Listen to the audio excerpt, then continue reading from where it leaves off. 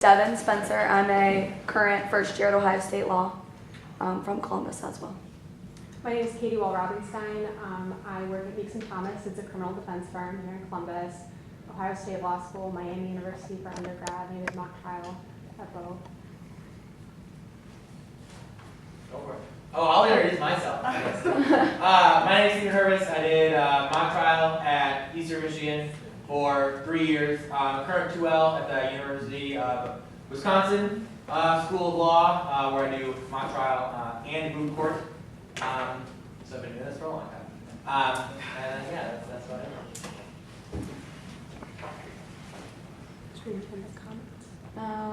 You guys can go first. You don't. Or I can go first. It doesn't matter.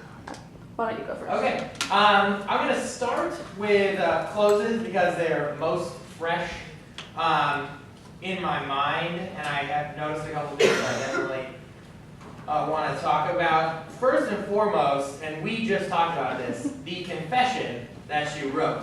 I know that there's the order that says it's not objectionable, it comes in whenever you want, and you put it into your pretrial, and then I never heard about it or saw it again. And I'm pretty sure there's at least, 2 witnesses who could tell me about what's written on that particular letter. And if you're going to come up and use it on closing and read me specific portions of it, one, if I'm a juror, I'm going to be wondering what else is on this thing that they're not reading to me, and why didn't they read me the rest of it? Is there things on there that are bad for me, which obviously there are. So if you're going to put it in evidence, you still got to use it. You can't just leave it sitting on the desk the whole time, and then when closing comes around, pull it out and start waving it around like it's the end-all be-all. Oh, she definitely meant to do this, and the mother was totally negligent in not policing her daughter.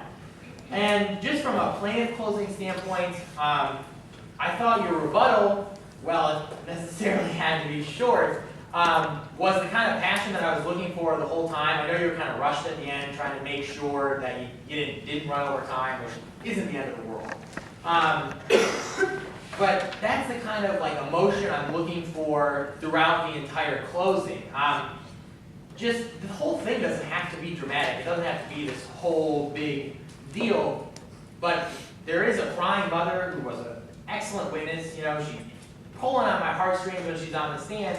And then as the plaintiff's counsel, when you're closing, you definitely need to evoke that same emotion. You need to make us feel that there is a loss of life, and that we wouldn't be here if the defendant had simply done her job as a mother. You laid out the law for me, which is great. I love hearing about the burden of proof, the 4 points. All those things are wonderful.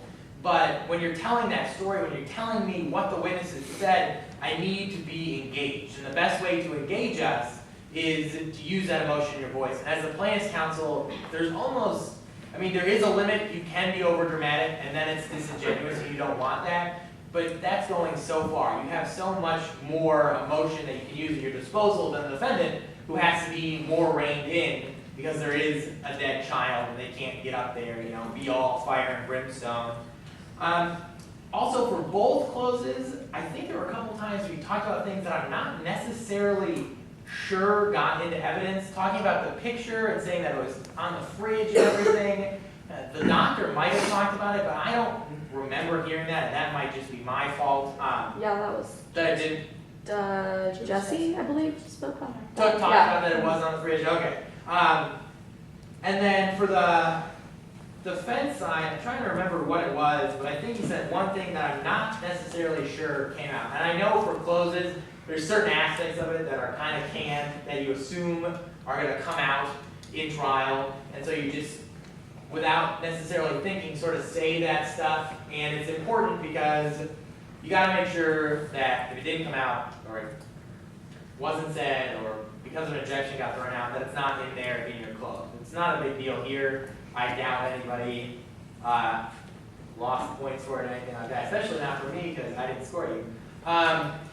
But just little things like that. From a defense closing standpoint, I thought you did an excellent job. Defense closing is always kind of a hard line to walk because you don't want to be too over aggressive.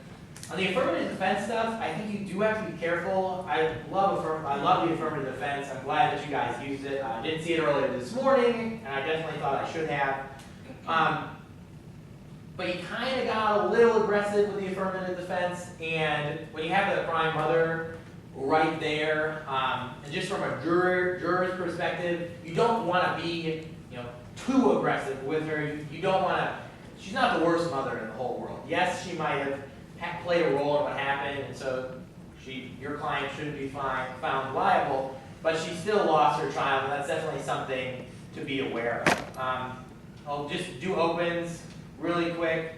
Sort of the same comment for the open.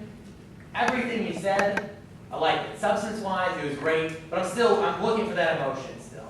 It's not closing, so there's a level that you can't go beyond, you can't get crazy about it. When you're telling me that story, you can bring me in with your inflection, with your tone and everything, and that's how you keep me engaged. Where you stand, how you talk, that's when I know it's an important part for me to listen. Because otherwise, 5 minutes could go by and I've heard the 4 points, but it's not really stuck in my mind because nothing made it stand out.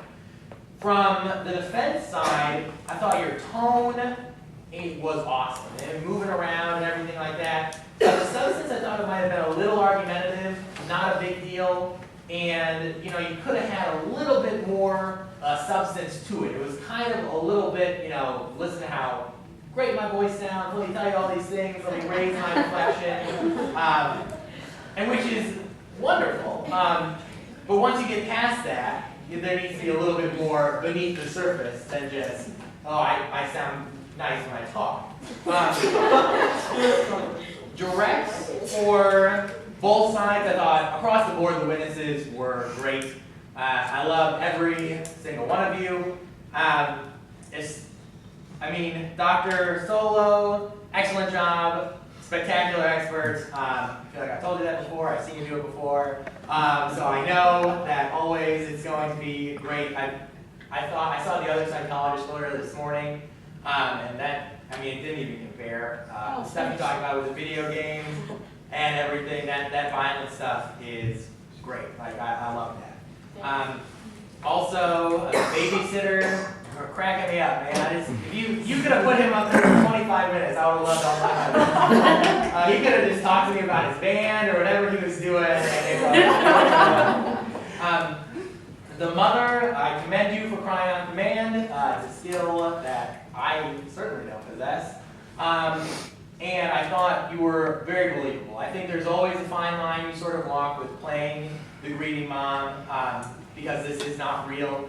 There can be times if you play up too much, but I thought it was appropriate. The only thing I would say is, don't love the thing with the tissues. In real court, I think it looks contrived. I think it looks especially contrived here. If he had one to pull out, then it's not so bad, but that they had on the I just think it looks more like a ploy than anything else. I was supposed to give it to her. Especially, there we go. Somebody's not doing their job. It's a good thing the Blues are gone. From the defense side, again, I thought witnesses, you were all excellent. Both the mother and the daughter, I think you were appropriately somber. You didn't overplay what happened. You weren't going crazy, crying hysterically on the stand, because that drives me a little nuts. But it was like the appropriate amount of emotion for what had happened. I really like that. And the expert, I also thought you were great. A lot of people think they can just slap on a bow tie, get up there and laugh on for 10 minutes, and that makes them an expert, and it certainly doesn't. You were engaging, you sounded excited about what you're talking about, which that's what I always love. A good expert sounds like they know what they're talking about, sounds like they enjoy what they're talking about, and sounds like they're excited about what they're talking about. From just an attorney standpoint for directs, sometimes they sounded a little bit stilted. I know it's early, so you do have that script running in your head, but it's important that you listen to what your witness is saying. When you have 6 witnesses who are great, you can develop a really awesome rapport when it's more free-flowing and it's not so, well, I asked this question, she probably said this, I'm going to ask this question, and sometimes maybe they don't give you that exact answer, and so it sounds a little disjointed when you're listening, and you ask a question that doesn't necessarily flow right from the answer they gave you. Crosses, I thought, were pretty good. Defense, I think you did a great job getting the answers that you wanted. Especially handling the grieving mother, I thought that was a great tone to strike. It's always, I would have dreaded this case because there's 3 witnesses who are very emotional. And it's always, you got to be very careful when you're crossing an emotional witness. I thought you did a great job. I thought both of you did an excellent job. I would say, I'm sorry, I don't know anybody's names because I don't have you on that. Just, I'd be more confident in myself. Both in objection arguments and on cross, you obviously had it in your head and you knew what you were doing. You gotta own it. You gotta get up there and own it. For the plaintiff side, again, I thought the crosses were good. Middle attorney, I thought she got you a little bit flustered and she got you a little bit off of your game. And so that's why I would suggest trying really hard not to use the notes, and especially on cross. It's really a reactionary game because you don't always know what the witness is going to give you. And if you can do it without the notes, then you can react a little more. And when the witness is up there, ooh, I just broke your pen, I'm sorry. When the witness is up there, not giving you the answer you necessarily want, then it doesn't throw you off your script and mess you up a little bit. And then again, I would be, when crossing, the upset defendant, I would be careful about being aggressive because you come off too aggressive. This is obviously a hard time for her too. And can, play a little too rough with the jury. And then the last couple things I'll hit really quick, just like from a miscellaneous standpoint, when you're in the courtroom, make sure you're always being watched all the time, okay? So if you're writing notes to each other, whatever, which everybody does, just make sure you're not smiling or smirking or anything like that. That's always, that you're always professional. And that it's, you always look like you're serious and engaged. From an objection standpoint, the 703 stuff, I'm sure there's another way to get that document in. I've never seen 703 used to get a specific document in, because as far as I'm aware, it's only so that the witness can testify to it. And whatever that thing says, I think she can probably talk about as much as she wants. And I wouldn't even bother trying to get it in, because she obviously used it for her conclusions, and it's just not worth the hassle. Using the case law like that, I love all 3 of those expert cases. I think they're great. And especially because I kind of just threw it at you. That was very well done, to handle that. For the character evidence, I'm not sure that that's the right objection to make there. It's kind of, I was 50-50 on it, just because in that particular instance, I really think it's more they're using it for the story. They're not using it to show action coordinated with. And as long as there's another inferential path, you can use that character evidence without the jury making the improper inference. And then finally, just on the hearsay stuff, if you say that it's not going for the truth of the matter asserted, most of the time that's going to fly with any judge. Unless you can really make me a compelling argument that they are definitely using this for the truth, and there's no way that they're using it for any other reason. I mean, you can even throw out a limiting instruction if you want, but again, that sort of stuff, it's kind of just depends on the judge. Overall, I thought this was actually a really good round. For being October, I thought it was going to be a lot rougher than it was, and I was very, very pleased. Done. Oh, I'm all done.